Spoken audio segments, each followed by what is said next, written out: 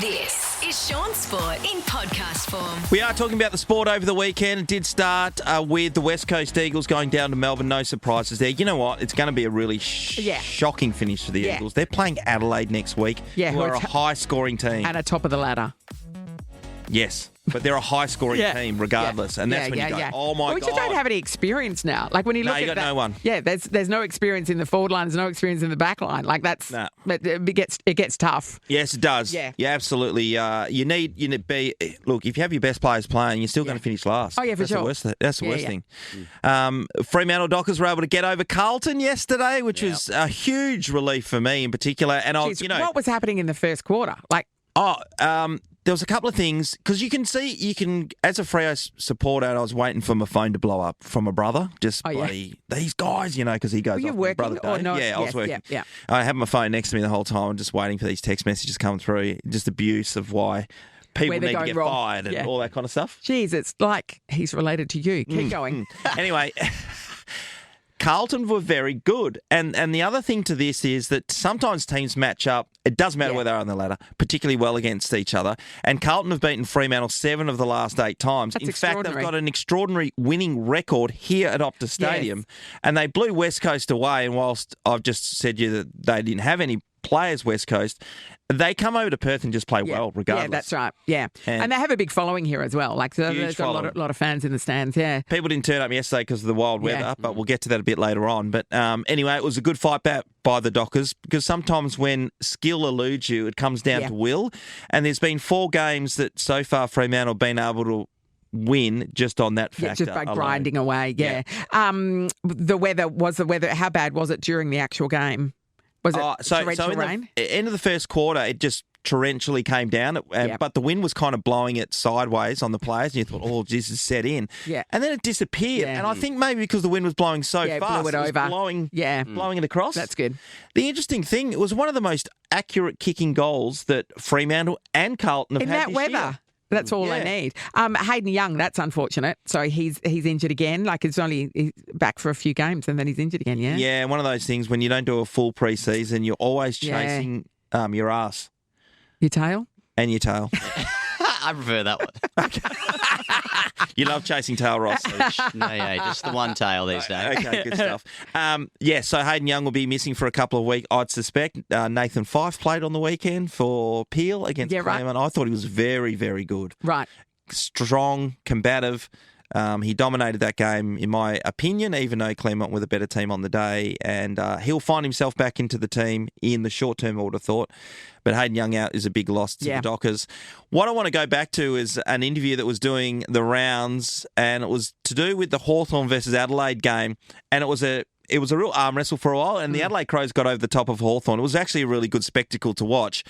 When Hawthorn were walking off the ground, you're walking through the tunnel, and the crowd is just over the edges, and they are giving it to them. Absolutely giving it to them. The feral Adelaide supporters, right? They were going absolutely Burko. And Jack Ginnivan decided to give the one-finger salute to... And he did it kind of like half sneakily. He just put up the finger just slightly. Subtly. Yeah, and everybody knew what he was doing. He was giving it to this person who was spraying him. I hope he's going to get fined, because isn't that what Harley Reid got fined for? Yeah, Harley did it.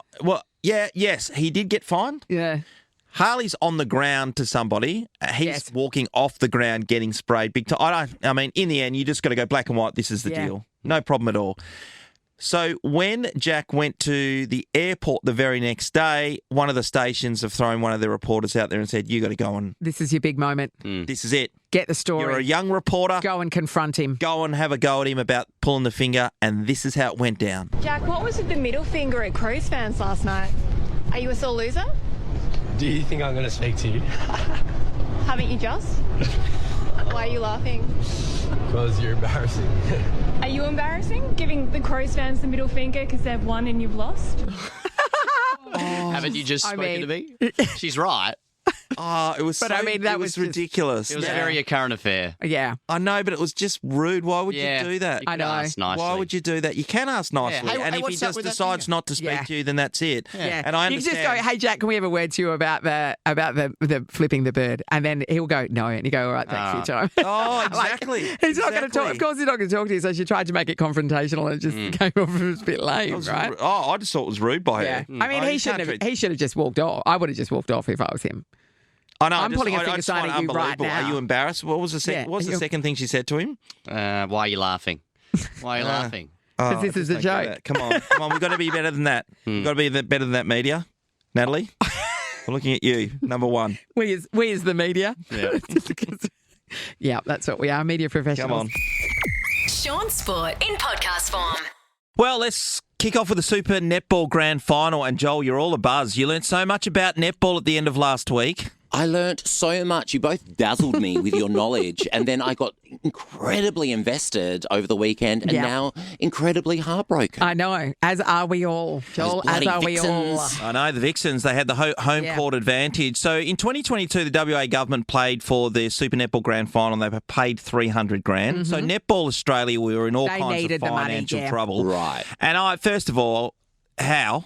Because everyone in Australia plays netball. Yes. And secondly, when you selling it to a state, it just makes it a little unfair if the team are right in the area to be able to challenge for the top few positions, which the Vixens have always been that way. Right. Yes. Yeah. So the home ground advantage wasn't there for our Fever, who deservedly finished on top of the. Yeah, that's right. So but if you were doing it by the old system, they would have hosted it here in Perth, and it would have sold out. And it would have been amazing. But because the Victorian government had bought it, then that meant that the Vixens got a home game in front of 15,000 fans. And Nat, you made a point to me, which I didn't see the start or make note of the fact when they called the two teams out. They referred to the Vixens as the home team, which I mean, geographically, yes.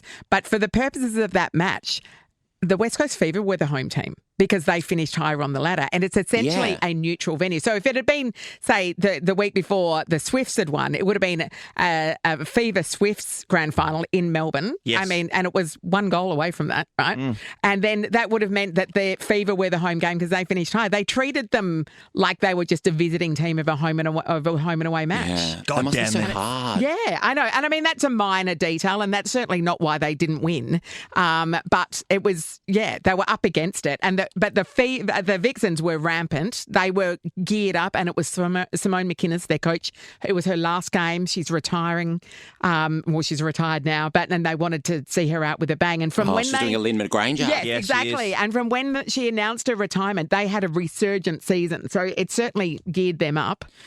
The way they played, they were outstanding, They were let's be honest. terrific. And one of the issues when you've won a truckload of games in the row, I always say hard in the mind, hard in the body. And sometimes when you get a little bit soft upstairs, not belonging to you at the time because you're right in the zone. Yeah. But iron, again, bringing out all the phrases here, but iron sharpens iron. So if you're playing every game... I'm writing all these down. Yeah, write this down, John. Because if you get a bye... Pressure makes diamonds, etc. Oh, yeah. That was someone's tagline on Real Housewives. I know that one. You used to see all the time in AFL seasons that a team that had a bye came off the bye and lost. Yes. And when you're doing your tipping, you go, no worries, I'll go against them, even though they're the better team. Because Yeah. they just relax for a second. Yes. And with the West Coast Fever winning so many games and then having the bye because they were able the to... week off, because they qualified Killed the directly for Thunderbirds. the grand final. I just thought they were clearly off. And what I didn't like, Nat, their ball movement was pretty terrible, particularly in that mid-court. You thought it was more front-courtish? Well, no, that mid-court had been so terrific and so dominant throughout the season. But and I'm not saying that there weren't issues, but I also normally they can really rely on those mid-court plays feeding into the goal circle, and the feeding wasn't as great as we've seen, which is probably testament to the defence of the Vixens. Rudy Ellis, who's a West Australian and previously played... Really like her. She's great. Yeah. She played a terrific game against Janelle Fowler-Nemmard. She was incredible. And normally, the passing in, the feeding into Janelle is so well executed, it's almost clinical. It wasn't on the weekend, and that's probably a combination of nerves and great defence. Yeah, there was great defence, but I just thought there was a breakdown between the mid-court players and our GA, which is like the centre half forward in footy. And I just feel that they're trying to pass the ball in a hula hoop. Like there's three people trying to, and like you're half a metre from each other, and you're inviting too many defenders to be able to get in the zone.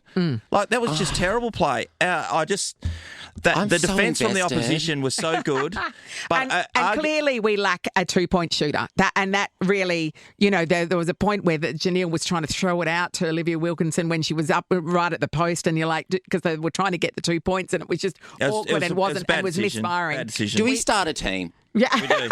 Imagine how good we are at mixed netball. We'd We be would be flying an so over team. great. Yes. Caitlin Bass's playing for us, right? Of course she is. Yeah, of KK's course. greatest player. What would I be? Wing attack? Is that is that wrong? Yeah, you're a wing defence. And you know what? Wing defence, Your double connection D, okay. your connection with Caitlin, I mean, that Well, would be that's next true. level because you guys worked Yeah, together for of years, course, Joel. So yeah, it'd just be like a wink. It wouldn't even be a wink and a nod, just be No, this that's right. connection. Yeah, Yeah. she could be director. I'll be choreographer. Yes. Easy, done. That's what every netball But team you know, needs. Nat, you talk about that two-shot part, in particular in the third Yes. quarter when the Vixens blew out to a 5-goal lead. And that was on the back of Ginnivan not taking the shots from underneath Yes. the hoop, which would have got us within 1 or 2. And, of course, the centre pass was going with the Vixens. So maybe it was 2 plus the centre pass. Yeah. But it blew out to 5 because know. they were throwing the ball out. Just take the easy shot. I know it was tough. It was a tough watch, and What were you not doing, what Dan? not what we're used to seeing from them either. It was they started to get a bit desperate at that point, and it's like, in fact, the 1 point, Been there. the Yeah, 1 exactly. point scoreline at the end, the fact that it was only a 1 point margin, a little bit flattering, I think. I agree. Yeah. Absolutely with that. I mean, great. Well done to the Vixens because they played a brilliant game and you know a brilliant postseason. Like their matchup against the Swifts was incredible as well. But it hurts. It stings. Will they be Stings having a like- Mad Monday today? Will it be going off? Well, there was supposed to be a fan event yesterday, Joel. The weather, of course, was terrible. It was going to be at the Oh, yeah, you've Golden mentioned that Netball- once or twice, yeah. Netball Centre at Matthews. They cancelled it. And I just thought, that's How so sad. clearly they're gutted. Absolutely gutted.